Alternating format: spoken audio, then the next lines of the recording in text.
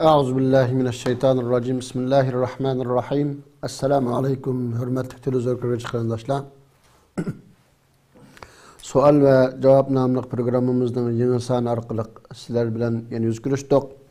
Programımızın aziz mühmine Şarkı Türkistan Ulemalar Birliği Reis Vekili Ustaz Mahmud Can Damallam, ben riyasetçi Abdullahat Ucat. Hürmetli Damallam, programımıza hoş geldin. Vaxtlarını çıkarmış için rahmet etimiz. Allah razı olsun. Hürmetli televizyon kardeşler, bugünkü programımızda İslami bayrak alakadar suallar hakkında toxtulup ötümüz. Hürmetli Damallam, bugünkü sual cevap programımızı birinci sualdan başlasak. İslam bayrakka kanda qaraydı. Yani İslam'da bayrakın ehmiyeti nime degan bu düşünce, bu haqda bir düşünce bilip ötsüler. Euzubillahimineşşeytanirracim. Bismillahirrahmanirrahim. Elhamdülillah ve salatu ve selamu ala Resulillah. Thumma amma ba'd. Esselamu aleyküm ve rahmetullahi ve berekatuh. Allah subhanahu ve ta'ala'nın fazli ve muvaffaq qilishi bilan bugün bu bayrak hakkında sohbet qilmoqchi bo'lib o'ltirdik. Bunun sebebi bazı qarindoshlarimiz balkim nimada bu bayrak hakkında sohbet qilganda deb qilishi mumkin. Nima uchun sohbet qildik degan vaqtda bizning xalqimiz ichida hozirga qadar tadqiqotchilar bu bayroqqa bo'lgan qarashlar xilma-xil, ma'lum talash-tortishlar. Hatta ba'zi bizning xalqimizning ishidan bizning bayroqimizni ko'rsa astagfirullah deb Allohga tavba qiladigan, shaytondan panoh tilaydigan mushundaq odamlarmi yo'q emas. Nima uchun desa, bularning kallasida bu ba'zilar qo'pab bayroq bu millatchilikning simvoli desa, ba'zilar qo'pab bu islom bayrog'i emas. Islom bayrog'i degan rangi manda bo'lishi kerak, yoki anda bo'lishi kerak degandek mujna har xil tushunchalar bilan kishilar talash-tortish qiladigan, ba'zi bayroq ko'taradiganlar, hatto bayroq ko'tarmaydiganlar salom qilmaydigan. Mushundaq bir xil vaziyatda yashaymiz endi. Mayli ularning soni ozchiq bo'lsin, lekin mush yaqinqi 10 yil ichida bizning xalqimiz beshidan nurg'un mush masalalarni deb, nurg'un talash-tortishlar, nurg'un jidallar, nurg'un xafaliklar, mush masalalarni deb nurg'un qonlarni bergan, nurg'un qurbonlikni bergan insonlar bizning qatimizda shu, bizning xalqimizning ishida bordi. Shuning uchun bu bayroq haqida to'xtirishmi bizning xalqimizning ishidagi bo'lmaganlarning bo'lishi, bilganlarninki bu haqdagi tushunchasi, ma'lumotining taxmin aniq bo'lishi uchun to'xtirish muhim temalarninki biri deb shuni to'xtiryapmiz. Chunki bu vaqtda ba'zi qarindoshlarimiz hatto so'rgan ahvollar bo'ldi. Bu islom bayrog'i deb manda bayroqni islom bayrog'i deydi ekanmiz, bu bizninkini islom bayrog'i demaydi ekanmiz yoki shunda demaydi ekan ba'zi qarindoshlarimiz buning hukmi yoki ahvol nima degan savollarni so'ralgan bo'ldik. Shunda bo'lg'achqa shu umum xalqimiz uqsin degan maqsadda bu filgramni qilyapmiz. Birinchi bo'lib bayroq degan so'z aslida shariatda kelgan bayroq degan so'z ahli ilmlarninki buningga bergan ma'nosi nima desa, bu bayroq deganlik bir g'oya maqsad degan ma'noda ishlatgan sahih hadislarda kelgani mushu. Peygamberimiz sallallahu aleyhi ve sellem men qatala tahta rayatin umiyetin yaghdabu li usbatin ev yed'u ila usbatin ev yansuru usbatan faqutila faqitlatun cahiliye. Yani bu yerdeki maksat nima desa, yani qandaq bir adam mushundaq nishoni aniq bo'lmagan, yo'li aniq bo'lmagan, xato bir bayroq ostida urush qilsa yoki bu asabiyatchilikka masalan mutaassiblik chaqirdigan bir mutaassiblikni deb büyük g'oya maqsad yo'q, balki bir mutaassiblikni o'zining mayli yurti yoki o'zininki ma'lum g'oya arzimas puchak bo'lgan g'oya maqsadga chaqirib urush qilsa, shunda nishoni aniq bo'lmagan bayroq ostida yoki bir qabilavozlikqa mesela qo'llash maqsadida urush qilsa, bunda adam o'lib ketib qolsa, o'sha urushda bu adam jahiliyat o'limida o'lgan bo'ldi degan. Demak, buningdan hamda hadisdan bo'lgan maqsad nima desa, har qanday bir bayroqninki urushdan bo'lgan maqsadi, g'oyasi aniq bo'lmay qolsa, masalan bir adam bir bayroq ostida urush qildi, buning bir g'oya maqsadi bo'lishi lozim. Agar mush g'oya maqsad to'g'ri bo'lsa, bu chaqda bu bayroq qanday bo'lishidan qat'iy nazar to'g'ri bayroq bo'lgan bo'ladi. Ya'ni shariatga uyg'un bir bayroq ostida urush qilgan bo'ladi. Har qanday vaqtda xato zulm qilish urushi ekan bu, masalan, yoki bo'lmasa qabilavozlik urushi ekan, yoki ma'lum zimin talish urushi ekan, masalan, musulmonlar ichida hukmdorlik talish urushi, ya'ni musulmon bisi-bisining qanini to'kadigan. Bundaq urushlarda hatto u bayroqning rangining bo'lishidan qat'iy nazar, uningga nima yozilgan bo'lishidan qat'iy nazar, bir odam urush qilib, unda urush o'lsa desa, buning o'lishi jahiliyat o'limida o'lgan bo'ldi degan. Demakchidir. Hadisdan bo'lgan maqsad. Bu yerda bayroqdan bo'lgan nima muhim desa, g'oya, maqsad, nishon muhim.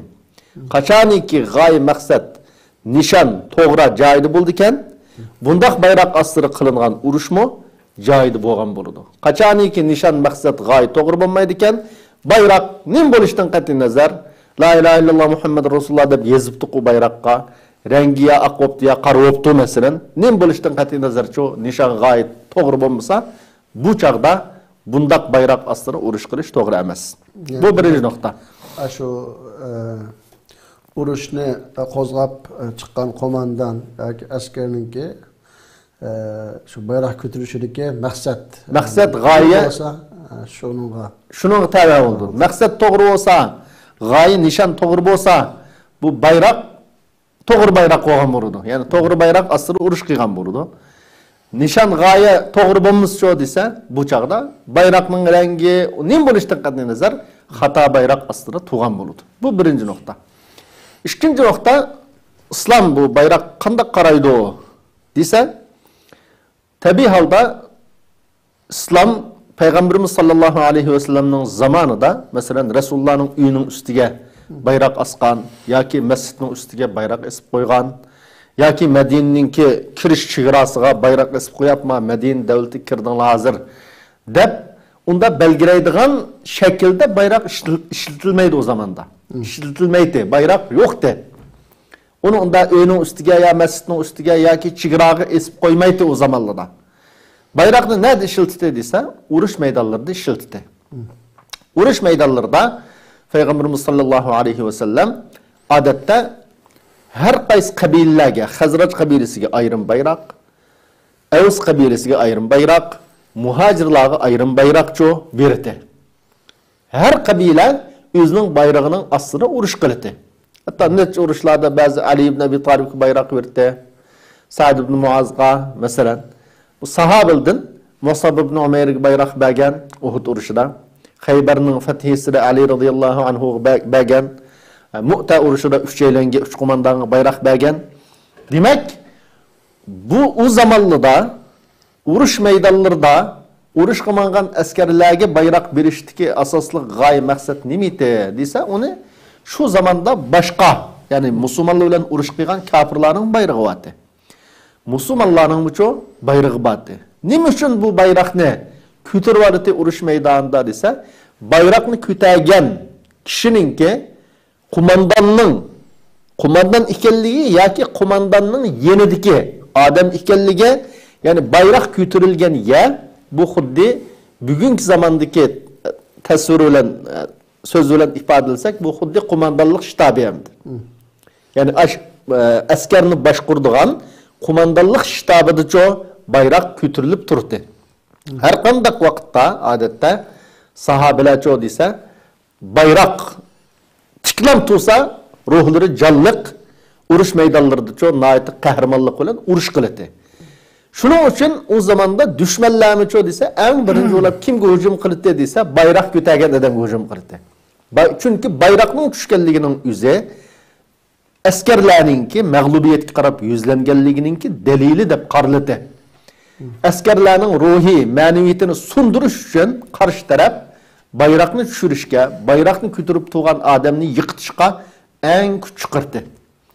Bu birinchi maqsad hamda. Ya'ni bayroqni ko'targanlikning o'zi qo'mondonni ifodalaydi, qo'mondonning bayirini belgilaydi. Bu bir xil bayroq bo'lsin bulute. Nima uchun Payg'ambarimiz sollallohu alayhi va sallam Ansariga bir xil Ansariyning ichidagi hatto Avs Xazraj qabilalariga ayrim bayroq tutqizdi. Muhojirlarga ayrim bayroq tutqizdi desa, buningdagi maqsad har bir qabila tabiiy holda o'zining izzatini, o'zining sharafini qo'g'dashni nəhayət muhim iş deb qaraydı. Şuna yüz tarafdaki bayroqning tushib ketishini şu qabilaga nisbatan bir xil ayib sanaydi. Yani masalan tabiiy holda urushdan keyin mumkin chaqchaq qilib bo'lsa bizsincho masalan Avsning bayroq tushib ketgan bo'lsa Xazraj qabilasidan biz qo'pab bayroqni ching tutib turamidinglar, mana bo'shanlik qildinglar, mana urushda deydigan gap bo'ldi. Shunda bo'g'achqa har qabila nəhayət kuchli, canlıq, ruhluk urush qilsin. O'zi tarafdan mag'lubiyatning musulmonlarga kelib qolishining oldini olsin deb u qabildagi musulmonlar ichidagi urushga bo'lgan ishtiyoq, urushga bo'lgan botirlik ko'rsatishni, botirlikni qo'zg'ash maqsadida Payg'ambarimiz sollallohu alayhi va sallam har qaysi qabilalarga ayrim bayroq tutqizdi.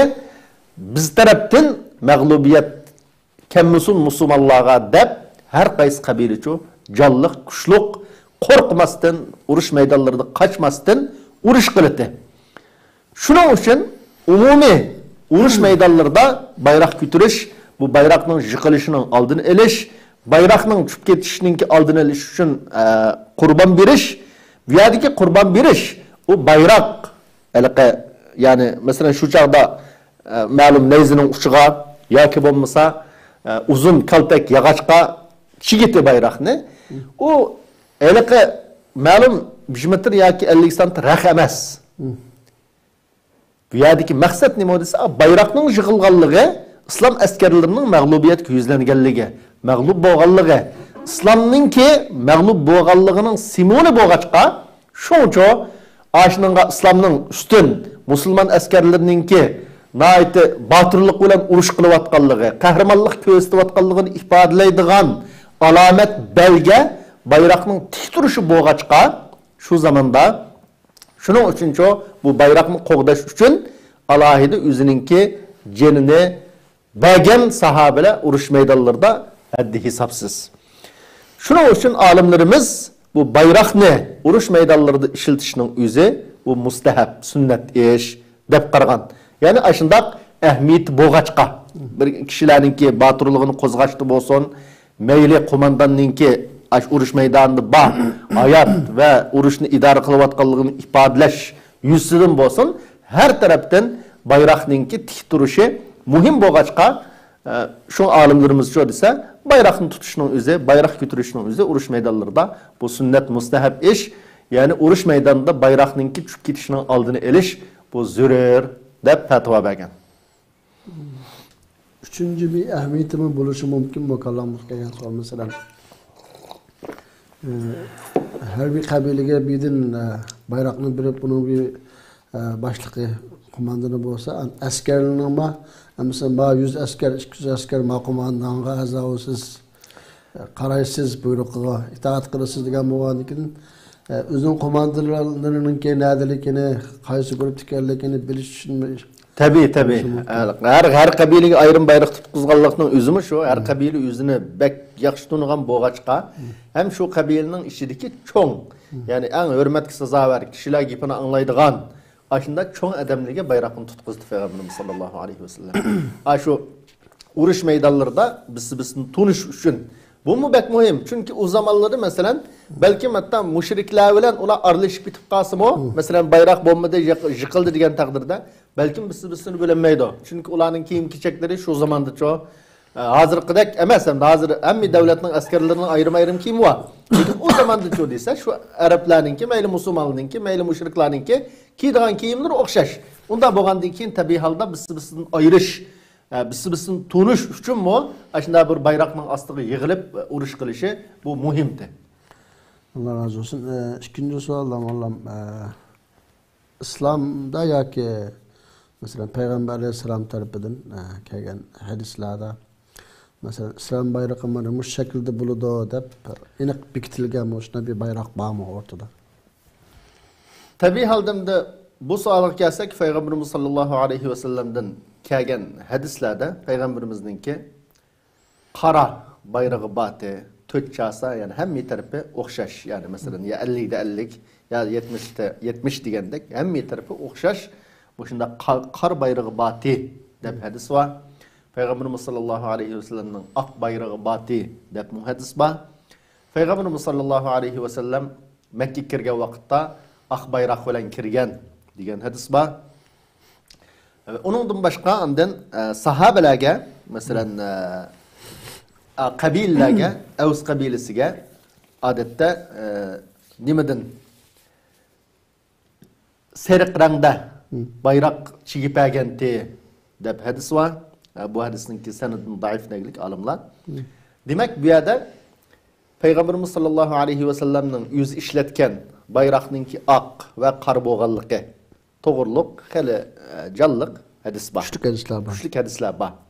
Lekin seriq bayroq ishlatgan yoki yeşil bayroq ishlatgan degan bu haqda rivoyatlar bor, lekin alohida kuchli hadis deb ikki rang haqida kelgan bayroqlardek emas. Ularninki hukmi. Buningdan hamda nimani bilib olish mumkin desa Peygamberimiz sallallahu aleyhi ve sellem'ninki xilma-xil bayroqni ishlatganligi. Bu yerda har qabilaga ayrim bayroq berdi. Har qabila boshlarininki ayrim bayrog'i boti. Hatto Makkani fath qilgan vaqtda Makka kirgan qabilalarninki har qaysininki ayrim bayroq bilan kirgan degan tarixda bu bor. Buningdan nimani ifodalaydi bularning hammasi yig'ib kelganda desa Peygamberimiz sallallahu aleyhi ve sellem'nin zamanında işletken bayrakның renginin xilma-xil bo'lganligi. Ma'lum bir rangni tutqanligi chiqmaydi endi. Yani mushrang, islomga vakillik qilgan rang mavu. Buningdan boshqasi shu desa, islomga zid deyishga hech kimning haqqi yo'q endi. Chunki Peygamberimiz sallallahu aleyhi ve sellem o'zi oq qarni ko'targanligi aniq. Sahobalarning cho her kabile ayrim bayrak götürdü deganlikning o'zi cho'qim rangida farq olmasa, onun ayrımlığını bilgin olmaydi. Her kabile o'zining bayrog'ininki qandaq ekanligini, qaysi rangda ekanligini, o'zining qaysi qabilaga tava ekanligini bilish uchun desa, cho'qim bularning bayrog'ining rangininki xilma-xil bo'lganligi aniq endi. Unda olmasa cho'qim ranglar biz bilan aralashib ketadi. Şunun için bu vaqt alimlerimiz nima degan desa, Peygamberimiz sallallahu aleyhi ve sellem her qanday holatda bir xillam rangda yoki musulmonlar tarixda bir xillam bayroq ishlatgan deb uningga hech qanday dalil yo'q. Shuning uchun her qanday bir rangni musulmonlar muvofiq ko'rib, masalan, tanlagan bo'lsa, tabiiy holda buningda ma'lum shirkka yoki bugungi kunda har xil axloqsiz ishlarga simul bo'lib qolgan bir belgilar bor masalan. Ashundaq belgilar bo'lmasa, bo'lmagan sharoit ostida har qanday rangni masalan urushda bo'lsin yoki bugungi kunda bir yangidan davlat qurildi deylar. Bir davlat bir rangni mushu bizning davlatninki bayrog'i deb qo'llansa bu shariat xilofmi desa, bu shariat xilof emas. Chunki shariatda Peygamberimiz sallallahu aleyhi ve sellem ma bayrak İslam bayrağı mesela ma rang İslam'a vekillik kılgan rang deb belgilep bergen unda rang yok. Yani Peygamberimizin bayrağı qariti yani süpti varında. Aqti yoki seriq bayroqni falani qabilaga chigib bergan, yeşil bayroqni falani qabilaga chigib bergan degan rivoyatlar bor. Muşunun o'zi nimani uqtirdi desa, shu chaqdagi Rasulullohning tutgan. Hatto olimni illat ko'rsatib, Nima uchun qora bayroqni urushlarda tutgan desa, qora bayroq kunduzda yiroq yerdimi ko'rindigan bo'lg'achqa. Qara adet kunduzda aptap tumucho desa, yiroq yerda bo'lsa-mu, qarrang nayt aniq ko'rinadi. Aniq ko'rindigan bo'lg'achqa musulmonlarning urush maydonlarida chechilib ketmasligi. Ay bayroqning cho'risiga yig'ilib turishini maqsad qilib, shuning uchun qora bayroqni ishlatgan deb olimlarimiz buning hikmatini, sirini bayon qilgan ahvolim bor. Amaliyotda shu rasamda. Amaliyotda masalan oq yoki boshqa rang kunduzda bo'lib qolsa, yaxshi ko'rinmaydi. Lekin qarrang bo'lsa desa, bu xili yiroqdan bo'lsa-mu, qarrangni inson eng yaxshi ko'ra oladi. Unda bo'lgandan keyin shunga qarrangni ishlatgan deb qaragan, rang haqida cho desa, mush ranglar islomda ishlatilgan rang mushu, buningdan boshqasi xato deb hech kim deb baxmagan. Ya'ni mush 1900 yildan buyon ta mushu 2014gacha desak mi xatolashmaymiz balkim 2012-2013 shu vaqtchilik hech qanday bir bayroqni masalan mushu qarranglam islomga vakillik qilgan bayroq buningdan boshqasi islomga zid degan gapni bir olim deb baxmaligimdir. Hatto masalan Umaviylarning bayrog'i o'z zamonisidagi Abbasiylarning bayrog'i yani tabiiy holda bugungidan islomga eng yaqin shular. Hatto Rasulullohninki zamonisidan 4 xalifadan keyinlar Umaviylar xilofati boshlangan. Mesela ularning bayrog'i qora edi. Abbasiylarning bayrog'i-chi uni o'xshamaydi, boshqa rangni tutgan ular. 132-yildan keyin Abbasiylar chiqig'liq masalan nimaga? Hukmga hijriyaninki. Ular ayrim bayroq tutgan. Keyin Osmonlarcha desa, ayrim bayroq tutgan. Bu shularning hammasi nimani bildirdi desa, bular u masalani shu chaqdagi olimlarimizdan tortib, mayli mazhab olimlari bo'lsin, hech kim zadım ma bayrak, İslam'a vekillik kıldığın bayrak mavi, mandarangda buluş gerek. De bunu çok talaş tartış kılmagan. Yani muşolunun hemmisinin şu İmam İbn Kayyim rahimahullah'ın ki sözüden ne mi depti o dese, muşolanın hemmisi bayrak tutuşunun ki mustahap ikenliğini ifadeleydi o. Bayrakının ki kara, nime akran buluşunun ki sünnet uygun ikenliğini ifadeleydi o. Qarrangni işletse mi durusluğunu ifadeleydi. Yani qarrangda bayrak işletse, bayrak tutsa bunun durusluğunu ifadeleydi. Vacip, farz mesela. Emas belki durusluğunu ifadeleydi deb İbn Kayyim rahimahullah Zadul Mi'ad degan kitobida bu sözünü qilgan. Unda da bunu hech qanday talashda chiqmagan ahlimlar.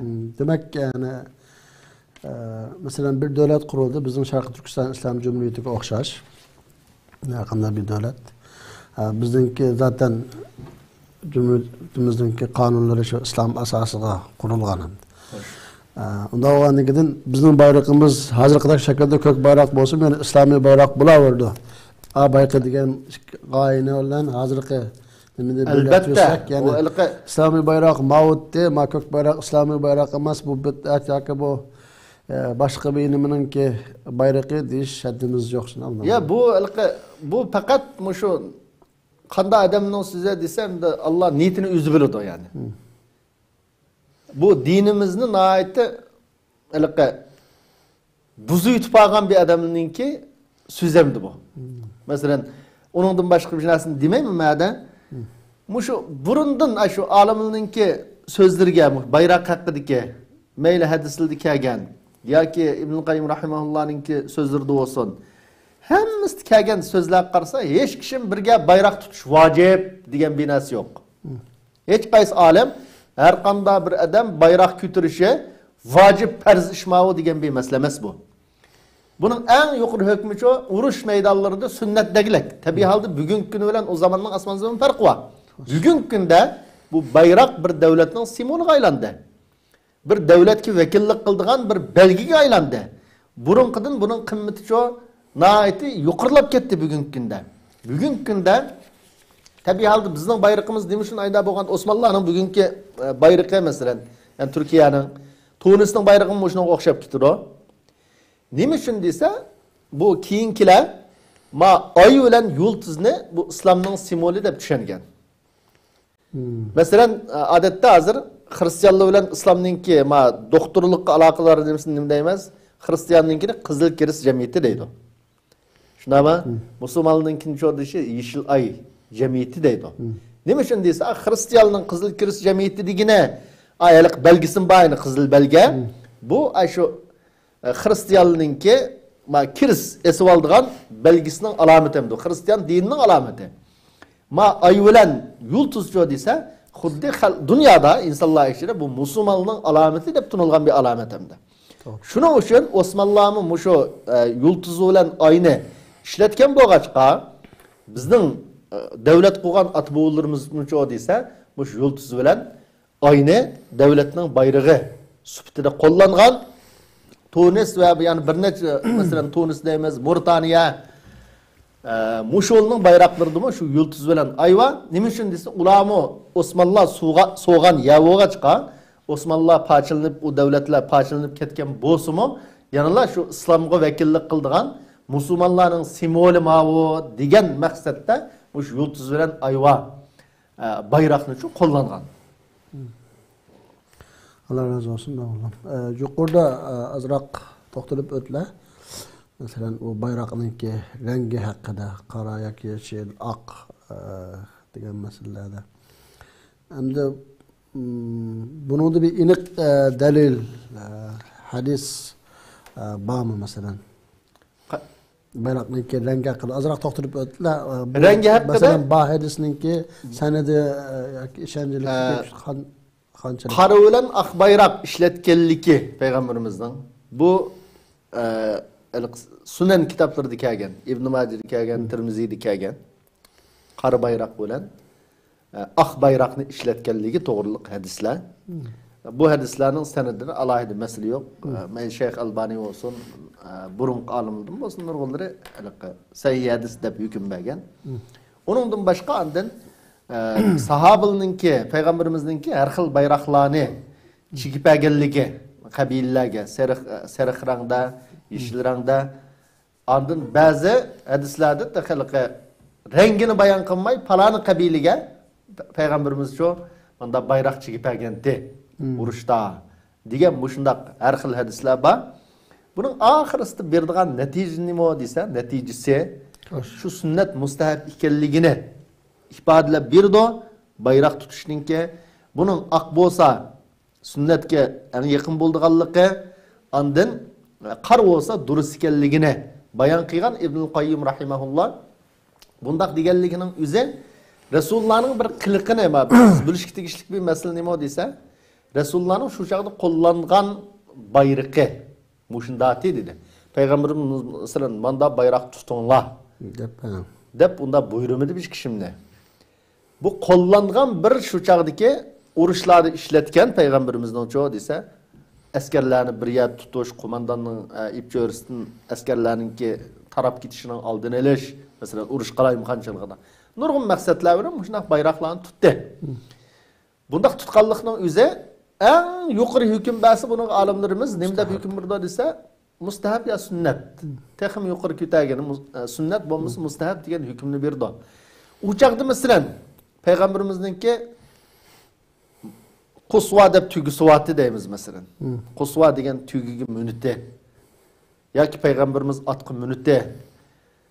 Palaniyaga manda kiyimni kiyip mangıte deb hadisli var. Yani bugünkü kadar Müslümanlardan hiç kişim çokum bir şey sefer kıyga vakitte tügüge münüp sefer kılı sünnet demeklik. Ya ki mandak şekildeki kiyimni kiyişinin üze mesela bu sünnet zat kılması bulmaydıgan bir iş demeklik. Neyim için dese adetle özgürdü o. Zamanın özgürüşü öyle.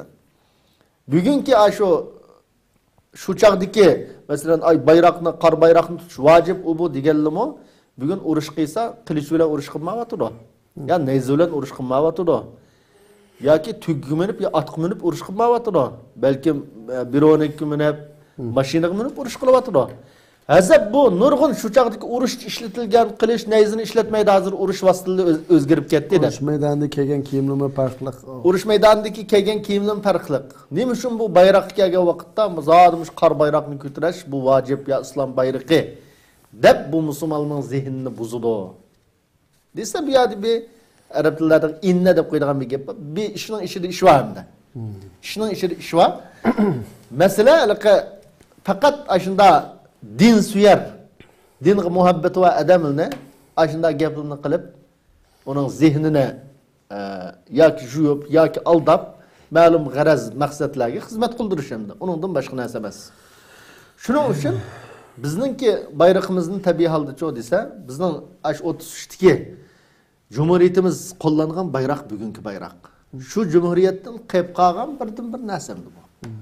Va Turkiston deb shunda bir davlat qurilibdi ekan deb xalqaroda insoniyat tunaydigan birdan-bir shu davlatning simvoli bugungi kunda. Demek gapini bilyaptim. Biz Sharq Turkistonliklarga nisbatan, yani Uyg'urlarga nisbatan bizningki bayrog'imiz, yani bizim musulmon bo'lish sifatimiz bilan Sharq Turkiston bayrog'i bizning islomiy bayroq. Bizning islomiy bayrog'imiz shu. Bayrog'i hamma narsamiz shu. Hamma narsamiz shu. Uningdan boshqa bizning vatanimizda bir davlat qurilganligiga bugungi kunda insonlar tunigan, e'tirof qiladigan boshqa bir belgimiz yo'q.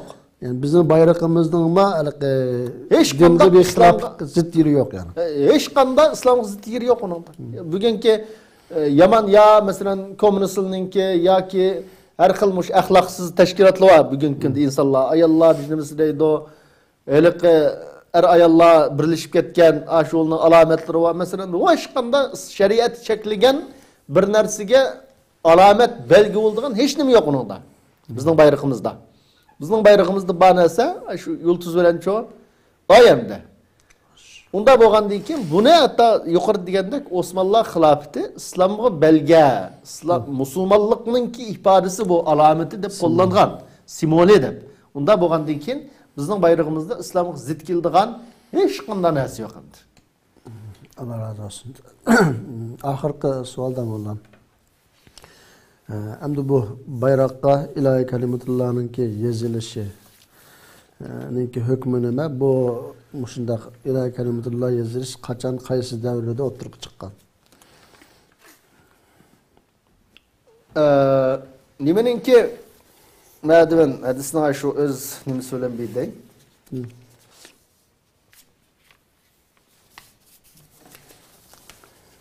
Bir hadisda Peygamberimiz sallallahu aleyhi ve sellem'ninki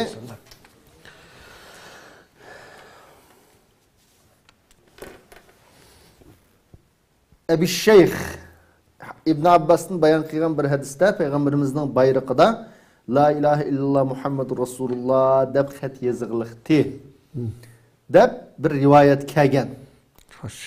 Bu hadisning sanadini olimlar vahin deb sifatlagan. Ya'ni qattiq ojiz doim hadis degan gap buning ma'nosi. Buningdan boshqa bir yerda, masalan, mushu ojiz, zaif bo'lgan mush hadisdan boshqa bir yerda Peygamberimiz sallallohu alayhi va sallamninki bayrog'i mandaq sahih, masalan, qara oq bayrog'i vati degan nimen dedik-ku yuqorida. Sahih kelgan o hadisda bu manda bir narsa yozilibdi deb kelmaglik. Faqatlamda bayrog'i mandaqda deb kelgan, lekin mush hadisda ayda la ilahe illallah Muhammed Rasulullah deb yozilgan degan bu hadisni rivoyat qilgan shaxsga mayli hadis olimlari hammasi bu odam munda Ibnul Javziy bo'lsin, boshqa mushuning madam manda adamti deb guvohlik berdiganlar munda munkar hadislarni rivoyat qildi. Faqat bu odamning mushunda o'zilam boshqa bir odam sheriklashib qolgan rivoyatlar yo'q hadislari, o'zilam mushunda rivoyat qilgan bir necha hadislar bor deb İbnul Javziy va boshqa necha olim bu odamninki rivoyat qilgan hadislarning asosliqcha ko'pinchisininki zaif, ojiz ekanligiga bu odamning ishonchisiz, ashunda ba'zi xato rivoyatlarni qildiganligi to'g'riliq guvohlik bergan. Shuning uchun bir odam yozsa, buni qilsa yozyapsan, xato ma harom deb unda deyishga bo'lmaydi. Masalan, bugungi kunda Saudiya Arabistonniki bor. Ama Irak'ның bayrog'ida Allohu akbar deb bor, masalan. Lekin biz umumiy bir o'ylanishimiz kerak. Masalan, bir bayroqqa agar la ilahe illallah Muhammed Rasulullah deb yozilsa, bu islom bayrog'i bo'lib, u yozilmasa islom bayrog'i emas deb tushunilsa, masalan, bir kafirdan bilsa deylar hamda. Men musulmon deb taxtıdan bir gezip boynuğa esip aptı. Boynuğa esip alsa bunu ama taxt yazıp boynuğa men Müslüman dep yazıptı dep Müslüman demdik yoki bunun emeli hayatı kılıvatkan işe meňiwatkan yolu qarıp hüküm kılamdık.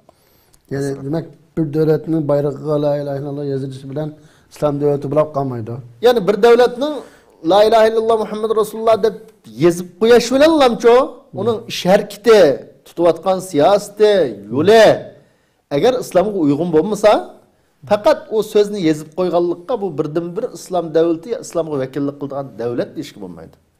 Hatta o devletni meyli biz kuraylı mesela meyli başka bir adam kursun hatta bugünkü günde hem de bu bir xillalqa ihanet kılındıgan manda bu la ilahe illallah Muhammed Resulullah diyen bu İslam'ın sözü bu. Mesela değil hem de bugünkü günde mesela aşında bayrak yazılgan bir devlet ile başka bir devlet uruşup kaldı. Bir kafir devlet değil. Mesela.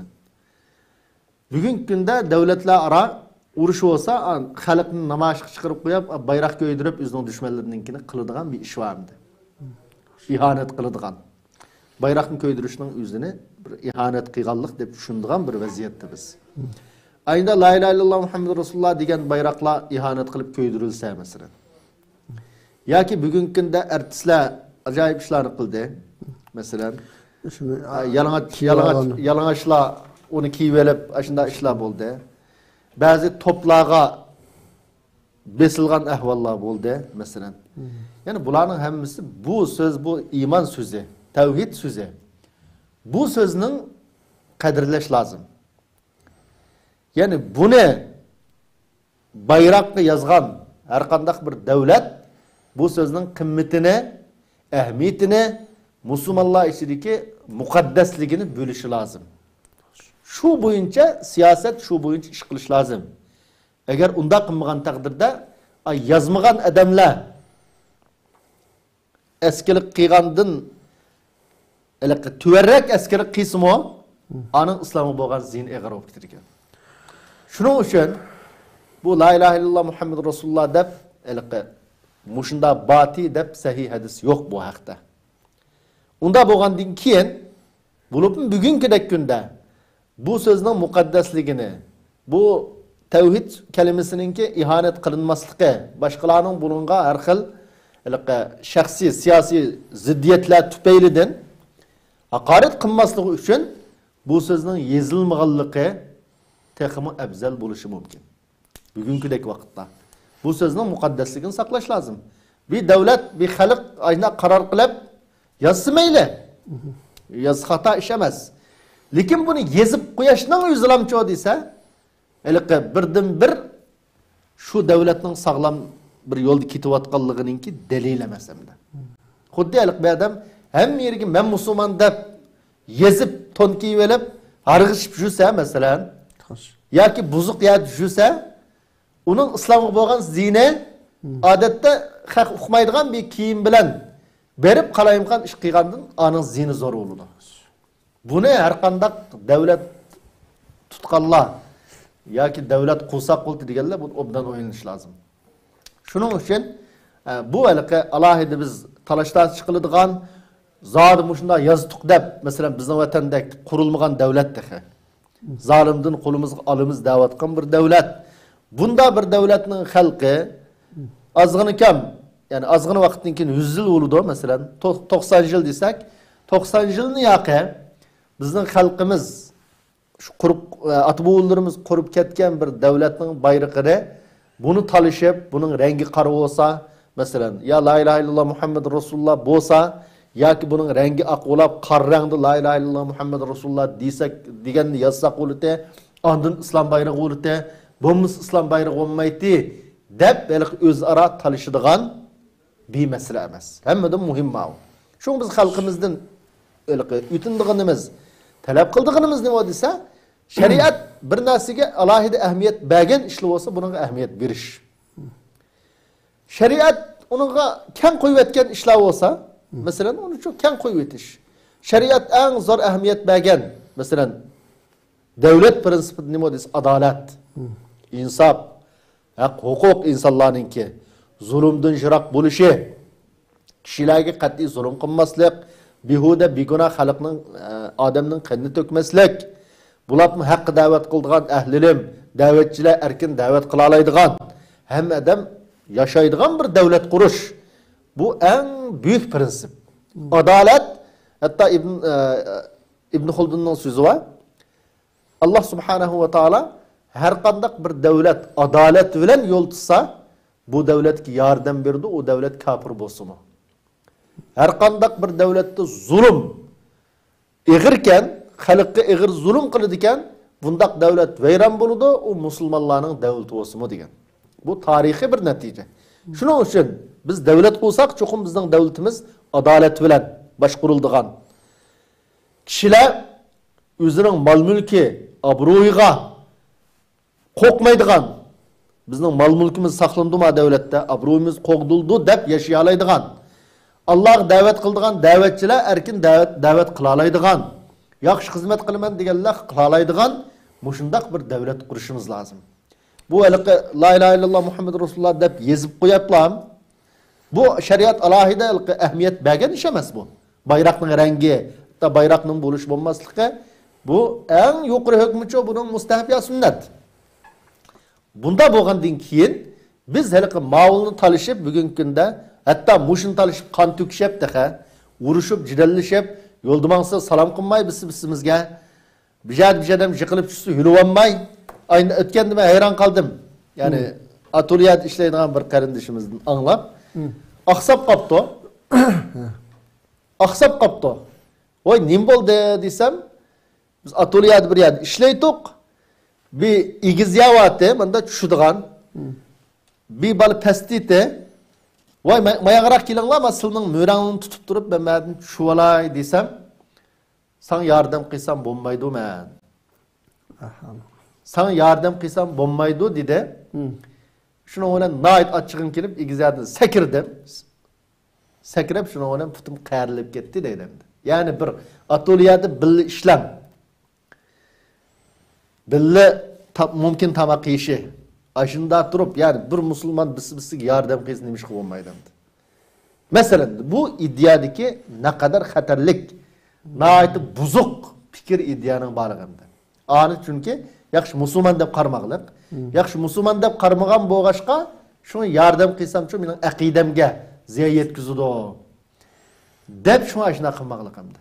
Shuning uchun biz shu desa, haliqma davlatdagi adolat, insof, zulmdan yiroq xalqni haqiqiy adolat, insof bilan boshqara oladigan, mol mulkda butun xalqning haqqi bor. Faqat buni hokimiyat tutqanlar yig'irgan. Şula bay xalq kambag'al, bunda davlatlar var mı? Nurg'un islom davlatlari var. Qarşı xalq kambag'al, hokimiyat tutqanlar hammadan bayanda. Bu nima desa, davlatning mol mulkini o'zining shaxsiy mulki, ata-onasidan qolgan maldak, miras qolgan maldak hajlaglik hamda musulmonning melini. Shuning uchun shunda zulm bilan tushab ketdik nurg'un davlatlar. Bu davlatniki, bu bayroqning rangi o'ch-bo'ch, bu masalani talashmaymiz.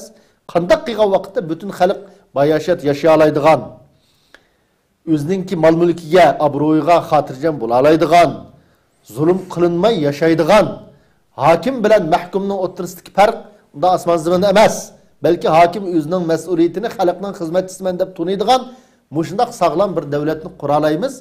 Ma'noga tirishish birdan bir sharq turkistonliklarning mas'uliyati. Qolgan masalalar cho desa, bu talishib o'ltirdigan, bisimizdan urushga sababchi bo'ldigan ishlar emas bu bayroqniki qaysi shaklda bo'lishi. Tabii halda bugün günde bu bayrak devletlerinin simvoliga aylandi. Her qandaq devlet özünün bayrağını qo'g'daydigan, özünün bayrağının tushib ketganligining o'zi bu devletning yiqilganligi deb tunaydigan mushundaq bir vaziyat yashayapmiz. Shuning uchun Sharq Turkiston xalqi cho desa, 90 yildan oldindan ota-bobolarimiz qoldirib ketgan shu bayroqni birdan bir bizning bayrog'imiz, mush islom bayrog'i. Islomni biz mush bayroq orqali tiklaymiz degan tushuncha iroda bilan mustahkam turish lozim. Bu haliqa bishpachilata degan mavzu desa, nayati bugungi kundagi bayroqning ahamiyatini tushunmaganlarning gapimdi. Men Turkiyaning bir nimasini ko'rib hayron qoldim. Asalliyogan bir ahlilimdan so'ch so'raydi ekanda, Senden nimde bir yögüvaldan o bir rehko o. Rehtusa belki 30. 40. yıllarda boğan iş oluşu mümkün. Hoş. Senden nimde bir yögüvaldan bir rehtusa o. Dese Adem deydiken Soçininki üstüge bayrak esirlikken. Siz nimde ma bayrak nimaga esip aldınız? Bu bayrakni asqanning o'rniga Fransiyaning ya Angliyaning bayrog'ini ekilib assangiz bo'lmamdi. Bu miraq bo'lgan ekan. Desa shuning bilan sochto desa jimlam turib qoldi ekan. Hech nima deyolmay. Chunki bugun kuncho desa, u yerga Fransiyaning bayrog'ini asqanlik, mana Fransiya so'raydi deganning alomati bo'lib qoldi. Shuning belgisi bo'lib qoldi. Bizning